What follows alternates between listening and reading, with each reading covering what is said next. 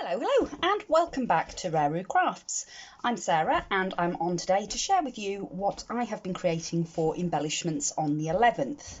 So this is a collaboration that is hosted by the lovely Deb Houck of Deb Houck's Crafty Cottage, and on the 11th of every month we all create some embellishments to inspire others, and obviously it gives us things to use on our projects or to gift to other people.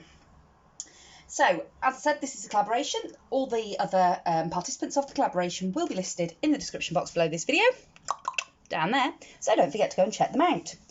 So, I'll be honest, I woke up this morning, it is the 11th today, and suddenly thought, oh my goodness, it's the 11th, I haven't made anything. So, I've had a good play for the last couple of hours, and I've made a few embellishments to share with you today, and this video will probably be a little bit late going up because it's due up in about 10 minutes and I'm only just recording, but it's the 11th and I've done it, so I'm just pleased with that. To be honest, all my time recently has been spent knitting socks. I'm learning to knit socks. So this is the first embellishment that I have made, so just bring the camera down a little bit so that you can see them. So what I have created are these little circle embellishments. So I started out with a little wooden circle. It was a pack that I got from, I think it was the Works, for a couple of pounds, and it's all different shapes, sizes, sorry, of circles, and they're just wood. They're just a little bit of thin, like balsa type wood. So I glued some pattern paper on the top. I let that completely dry, roughly cut it out, and then I took a big chunky nail file to the edges to sort of smooth it out back into the circle and rough it up a little bit to give it a distressed look. And then I went around the edge with a gold paint pen just to give it some, if you can see it there, just to give it a bit of a sort of finished look to the edge. Over the top of that, I've then layered a couple of little bits of like lace and trims and things just out of my stash. And then I'd got these metal flowers, some in sort of like a bronze and some in a gold. So I've layered them over the top of some fabric leaves, and then I've taken some roses. These are just the cheap paper roses that you can get. The yellow ones, they actually came from the Works. The brown ones came from AliExpress. The yellow ones, I've taken a little bit of Wild Honey Distress ink, and I've just gone over the tops just to give it a little bit of a two-tone look. And for the brown ones, I actually used a little bit of gesso just to sort of, again, give it a little bit more depth to the flower.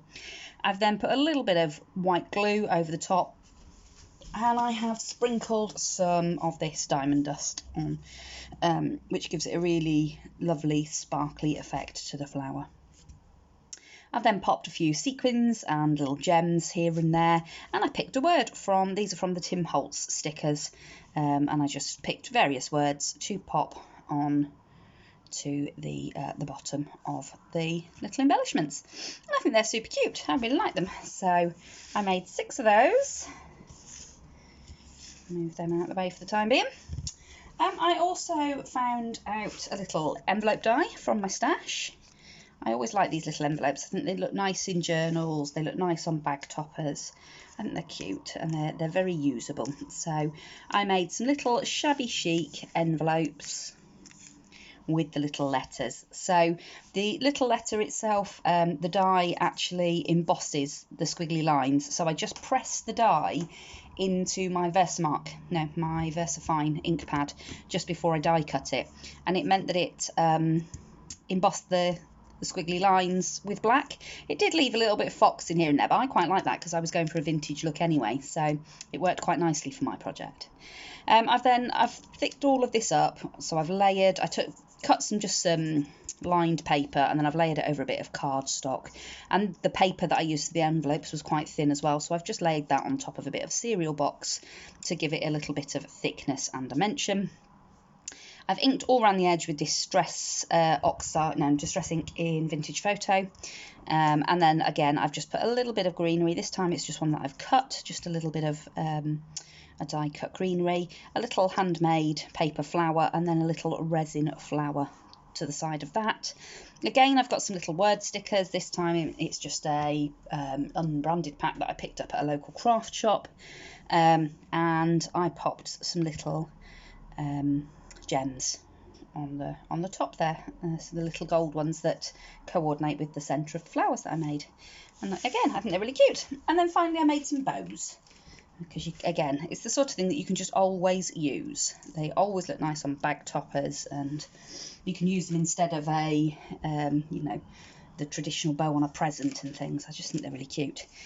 So these I made from like glitter foam, just EVA, like the kids. This stuff, it comes in A4 sheet. It's foam, just the foam on one side, and then the other side is glittery. I don't know if the camera's picking that up. Yes, it is. These are from Hobbycraft. I think they're about 80p a pound a sheet. But if you keep your eye open, they're quite often either buy one get one half price, or they're just half price. So I bought a few of the white ones and black ones because I use those particularly. So the main bow is cut out of the white glitter foam, and then I'd got this sequin, super glittery sequin trim. It's supposed to be self-adhesive, but the adhesive on it's not great, but I have had it for ages. I bought these from the works ages and ages ago, probably 18 months or so ago, and I've never used them. So I'd got another little bow die that was similar to this one with the scallops on, that fitted just nicely in the middle there. It saved me having to cut out and sort of trim out the middle bit, so that was quite handy. So I just put the little, this cut quite nicely with the die. I cut the centre pieces out of the sequin, laid that over the top. I've hot glued it all down, and then I'd got these little flower sequins. Again, I think these came from either the range or the works, £1 for the whole bag. And I used those little cut sequins. I've put some of the little gems in the centre, and again just a little bit of greenery, and then I've tied round the whole thing around the centre with these little scraps of tulle. These are just offcuts. I keep all of my offcuts, so you can die cut tulle.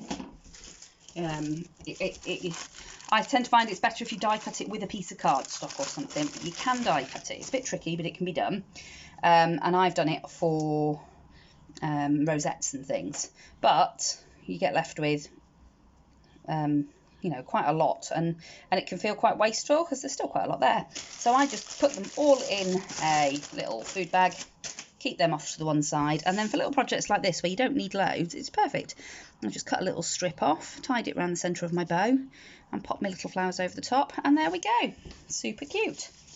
So those are the embellishments that I have made today, and I've had loads of fun, which is nice because I've not been wanting to do papercraft loads just recently. I've been so, you know, just wanting to do my knitting and my crochet, so it's been quite nice to be inspired to be back in my craft room. So let's see if I can bring the camera up a little bit. You can see everything all in focus together. So there you go.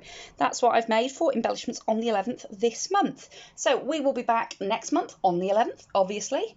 And until then, I hope you're all having fun. I hope you're staying creative. And I hope to see you all again very, very soon in another crafty video.